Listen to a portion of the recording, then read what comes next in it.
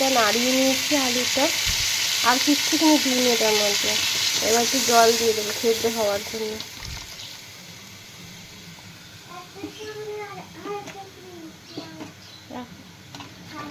দেখো